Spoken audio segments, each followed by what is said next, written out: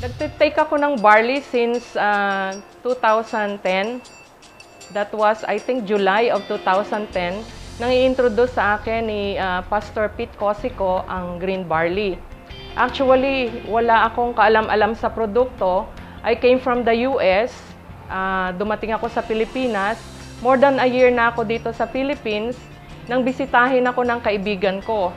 Ang sabi ni Pastor sa akin, i-try mo tong product na to kasi dito nawala yung insulin ko. Remember, sabi niya sa akin, I'm taking insulin before dahil mataas nga yung blood sugar ko. And I remember kita noon, sabi ko, baka makatulong sa'yo tong green barley kasi nga, pag nagmi-meeting kami sa office, lagi nila ako itinatakbo sa ospital kasi I had asthma for 22 years. Ang sabi niya sa akin, i-take mo to, i-try mo, nothing to lose, everything to gain. Wag kang masyadong negative. I knew that you are taking different supplements already and wala namang nakakagaling talaga sa akin, sa asthma ko. So, without hesitation, sabi ko, hindi naman ako lolokohin ni Pastor. Kasi kung may nagawa sa kanya, baka nga may magawa din sa akin. So, ang naging ano ko noon, nasa isip ko, itry ko ang produkto. So, I was taking it for 3 weeks na. After 3 weeks, sabi ko, parang ang atake ng asthma ko ay padalang ng padalang. Sabi ko, wow, mukhang may epekto nga sa akin tong green barley. So, I just tried using it every day. Hanggang sa naramdaman ko talagang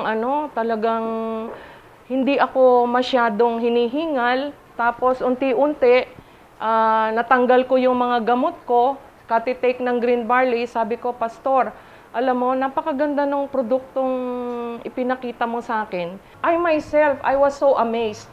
When I experienced this, I started going to the office.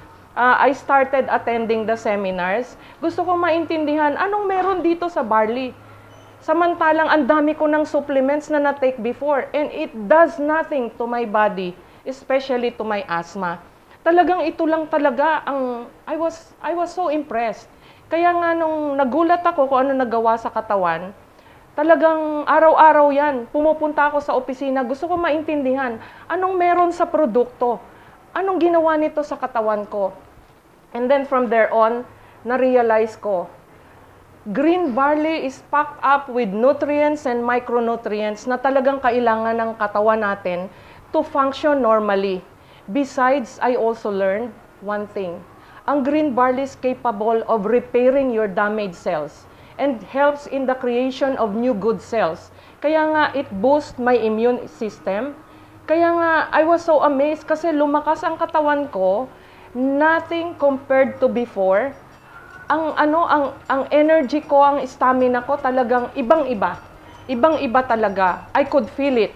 Kaya nga, when you feel it, you want to share it. Alam mo, there's nothing more. There's nothing more. Even the vitamins that I am taking at saka yung family ko, we don't buy. We don't buy these vitamins anymore. We just take green barley. And we're satisfied with the results. Kaya sabi ko, everybody should take it to change the lives the healthier way every day. Thank you.